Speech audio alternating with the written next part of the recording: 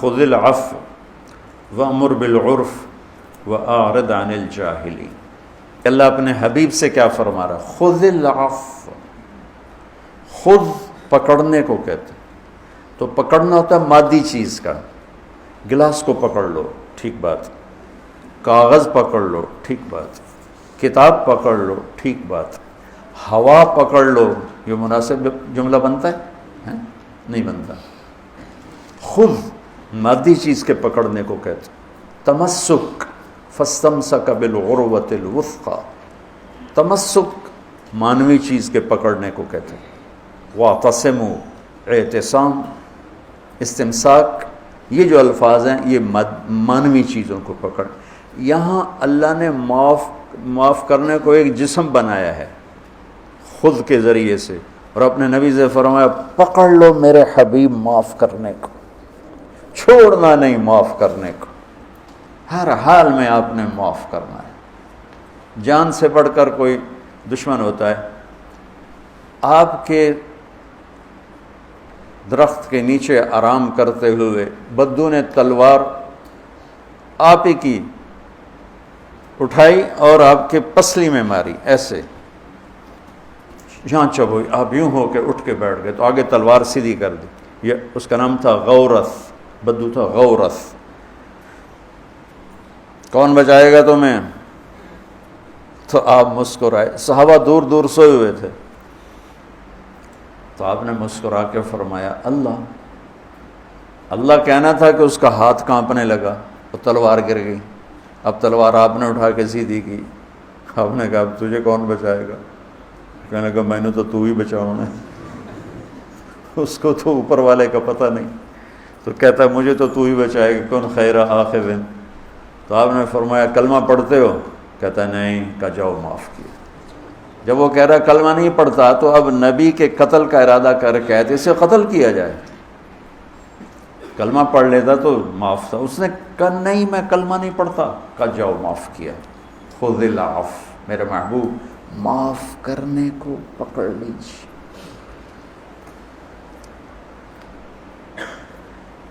دین کے کام کے لیے، بلکہ ہر آدمی کے لیے اچھے اخلاق ایک لباس کی طرح ہے۔ لباس کے بغیر تصور ہے بیٹھنے کا؟ ایک لمحہ لباس کے بغیر گزار سکتے ہیں؟ میں 15-20 منٹ کے بعد پانی کا گھونٹ پیتا ہوں، 15-20 منٹ میرے گزر جاتے ہیں۔ ٹھیک، کھانا تو ایک وقت کا کھا کے 6 گھنٹے کے بعد ضرورت پڑتی ہے، 7 گھنٹے کے بعد ضرورت پڑتی ہے، لیکن لباس 7 سیکنڈ کے لیے بھی جدا نہیں ہو سکتا۔ تو میں اس آیت سے میں نے یہ مطلب نکالا ہے، اور میں تشبیہ دیا کرتا ہوں کہ یہاں اخلاق کو اللہ نے لباس بنایا ہے اور ہمیں اس میں انسان بنایا ہے، اور ہمیں اس میں دعوت کا کام عطا فرمایا ہے کہ اوپر خذ العفو، نیچے اعرض عن الجاہلین، اور درمیان میں وامر بالعرف۔ سبحان اللہ، یہ دیکھیں خذ العفو، یہاں اعرض عن الجاہلین، یہ ہے وامر بالعرف، کہ دین کے کام کرنے کے لیے اوپر بھی اخلاق لاؤ، نیچے بھی اخلاق لاؤ، پھر دین کا کام کرو تو لوگ قبول کریں گے، ورنہ کڑوا سمجھ کے تھوک دیں گے۔ کیوں آج لوگ مسجدیں کیوں ویران ہو گئیں؟ شکر ہے تبلیغ کی محنت سے مسجدیں کچھ آباد ہوئی ہیں، یہ نوجوان نسل آنا شروع ہوئی ہے، ورنہ تو مسجد میں بوڑھوں کے سوا کوئی ہوتا ہی نہیں تھا۔ یہ تو ہم تبلیغ والوں کو دعا دیں جن کے گشتیں اور جن کے رونے دھونے اور جن کے پیدل سفر، جن کی قربانیاں بے لوث قربانیاں، جس پر اللہ تعالیٰ نے ایک بہت بڑے مجمع کا رخ پھیرا۔ تو اللہ کا فضل ہے کہ ایک ہوا چلی ہے اور ایک نظام بنا ہے، اور اس کے پیچھے اس تبلیغ کی خوبصورت محنت ہے، اور اس میں کوئی شک نہیں ہے کہ انہوں نے صبر کے ساتھ، اخلاق کے ساتھ، اگر جیسے اللہ کہہ رہا ہے ویسے اخلاق ہوتے تو پتہ نہیں کتنے باطل کی دیواریں ٹوٹ چکی ہوتی۔ اگر یہ مستقل ساتھ ہوں تو پورے باطل پہ چوٹ مارنے والے۔ تو میرے اللہ نے اپنے حبیب سے کہا کہ معاف کرنے کو پکڑ لو میرے محبوب، ایسے چھوڑنا نہیں، جاؤ معاف کی۔ اوہ ہوئے ہوئے، وحشی آیا، وحشی، حمزہ کا قاتل، جن کی لاش کو دیکھ کر میرے نبی اتنا روئے کہ ہچکی لگ گئی، اور پہلی دفعہ جبریل آپ کے آنسو پوچھنے کے لیے آئے، یا رسول اللہ، اللہ فرما رہے ہیں آپ روئیں نہیں، ہم نے عرش کے اوپر لکھوایا ہے حمزہ تو اسد اللہ و اسد رسول، حمزہ اللہ اس کے رسول کے شیر ہیں۔ آتے کہنے لگا میں آپ سے پناہ کا طلبگار ہوں، پوچھنا چاہتا ہوں۔ تو اسلام کہتا ہے وَإِنْ أَحَدٌ مِّنَ الْمُشْرِكِينَ اسْتَجَارَكَ فَأَجِرْهُ حَتَّى يَسْمَعَ كَلَامَ اللَّهِ۔ تو آپ نے فرمایا اگر تو مجھ سے پناہ نہ مانگتا تو مجھے زیادہ پسند تھا کہ تیرا سر اڑا دیتا، لیکن تو نے پناہ کی طلب کی ہے تو تجھے پناہ ہے، بول کیا کہتا ہے۔ چچا کے قاتل کو یوں بٹھانا سامنے، خذ العفو، کہنے لگا تیرا رب کہتا ہے جو زنا کرے، قتل کرے اور شرک کرے وہ جہنم میں جائے گا، تو میں نے سارے یہ کام کیے ہوئے ہیں، تو میرے لیے کوئی راستہ ہے؟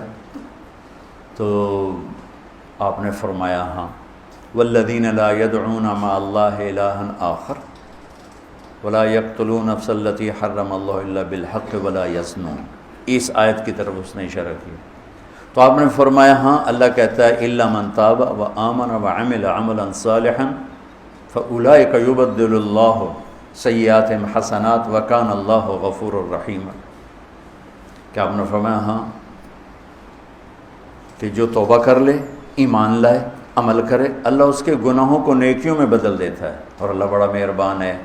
اس کی بات تو بعد میں بتاؤں گا، لیکن یہ ایک اللہ کی طرف سے رحمت کتنی بڑی ہے کہ ایک آدمی زندگی بھر گناہ کرتا ہے پھر وہ توبہ کرتا ہے، جب وہ توبہ پہ پکا ہو جاتا ہے اللہ تعالیٰ پچھلے گناہوں کو مٹا کے اتنی نیکیاں لکھ دیتا۔ تو وہ کہنے لگا آپ نے مجھے امن تو دیا ہے نا، امن تو دیا ہے نا، یعنی مجھے کچھ کہو گے تو نہیں، لیکن مصیبت یہ ہے کہ یہ شرطیں بڑی سخت ہیں، توبہ بھی کروں، ایمان بھی لاؤں، عمل بھی کروں، یہ میرے بس کا نہیں، کوئی اور بتاؤ، کوئی اور بتاؤ۔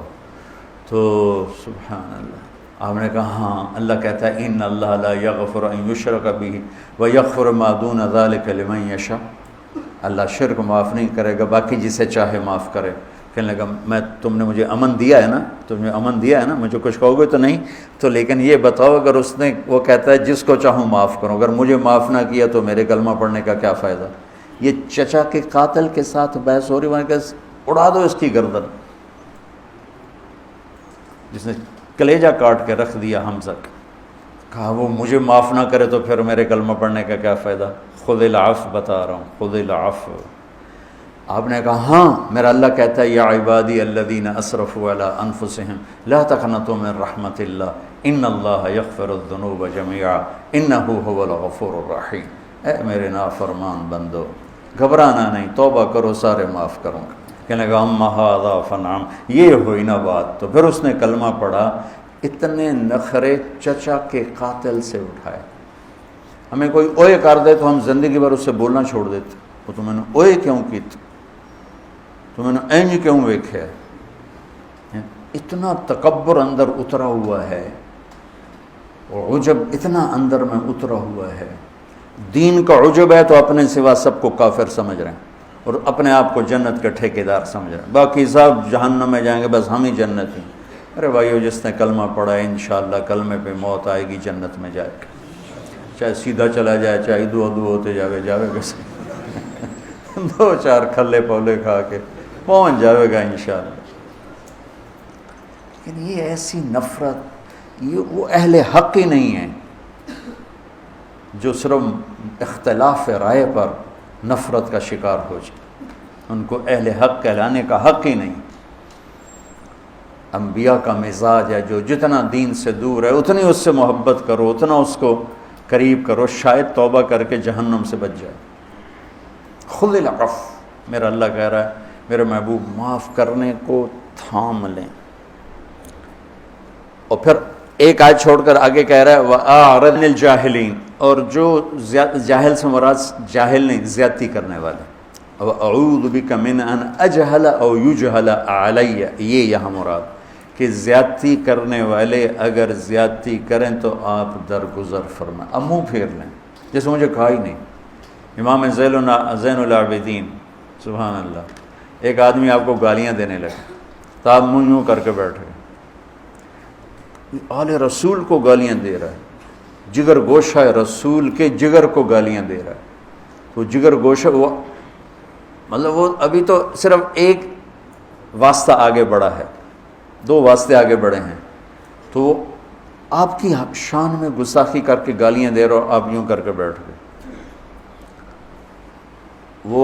وہ یہ سمجھا کہ انہوں پتہ ہی کوئی نہیں، میں نادے نال گل کر رہا ہوں. تو سامنے آ کر کہنے لگا ایاک اعنی، تینوں گالی کر رہے ہیں.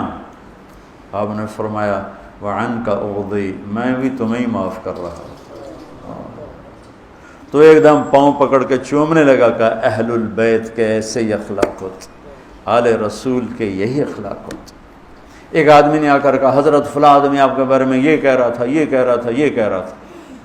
آپ نے فرمایا اگر وہ سچ کہہ رہا ہے تو اللہ مجھے معاف کرے، اور اگر وہ جھوٹ کہہ رہا ہے تو اللہ اسے معاف کرے. سبحان اللہ، سبحان اللہ. بچوں پڑھو سیرت، پڑھو اپنے نبی کی زندگی، صحابہ کی زندگی، اہل البیت کی زندگی، اللہ کے نیک بندوں کی زندگی، اولیاء کرام کی سیرت پڑھو کہ کس طرح انڈیا کی سرزمین پر جن کا نام گونجا، خواجہ معین الدین اجمیری چشتی رحمۃ اللہ سید،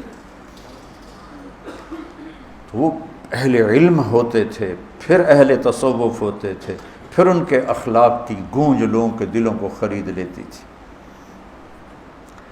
خشک مزاج اور خشک کلام تو سکی روٹی طرح کھا سکتے ہو. سکی روٹی، پراٹھا بھی پیا ہوا ہے، سکی روٹی کھاؤ تو بیمار بھی آکھے گا پراٹھا ہی کھاواں. ایک آدمی میٹھے بول سے بولتا ہے، لوگ اس کی زیادہ سنیں. ایک کی زبان پہ گالی کے سوا ہے ہی کچھ نہیں، کون سنے گا؟ ہم لوگوں کو ہماری نئی نسل دین سے متنفر ہو گئی. تو میرا اللہ کہہ رہا ہے خذ العفو، معاف کرنے کو میرے نبی یوں پکڑیے. وَأْمُرْ بِالْعُرْفِ، درگزر کیجیے اور بھلائی کی بات کیجیے. عرف معروف، معروف کہتے ہیں اس چیز کو جس کا اچھا ہونا سب کو معلوم ہو. تبلیغ کے کام کے لیے بہت خوبصورت آیت ہے کہ تبلیغ کے لیے عالم ہونا ضروری نہیں، ہاں علم کی مسند پر بیٹھنے کے لیے عالم ہونا ضروری ہے، شریعت کا مسئلہ سمجھانے کے لیے عالم ہونا ضروری ہے، حلال و حرام کی پہچان کروانے کے لیے عالم ہونا ضروری.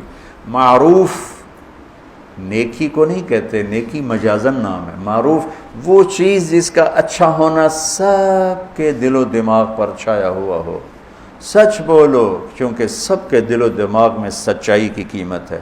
جھوٹ مت بولو، یہ معروفات ہیں. تو پہلے یہ بہت اعتراض ہوتا تھا، یہ عالم ہوتے نہیں تبلیغ کرتے ہیں، عالم ہوتے نہیں تبلیغ کرتے ہیں. وہ غلط فہمی کی وجہ سے تھا.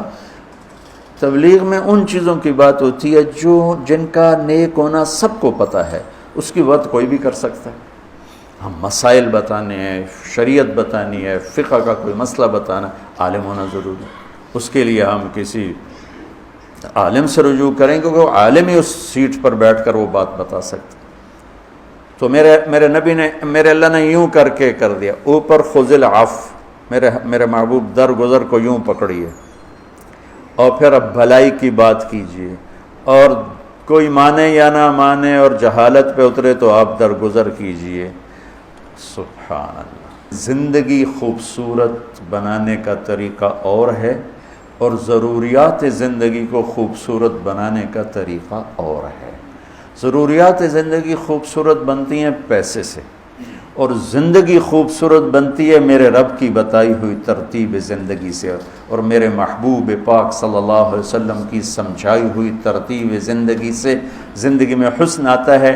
اور یہ آیت اسی میں سے ہے. اگر زندگی کو آپ حسین دیکھنا چاہتے ہو، معاف کرنے کو پکڑ لو، زیادتی کرنے والے سے درگزر کرو، اور بھلائی کی صدا لگاتے رہو.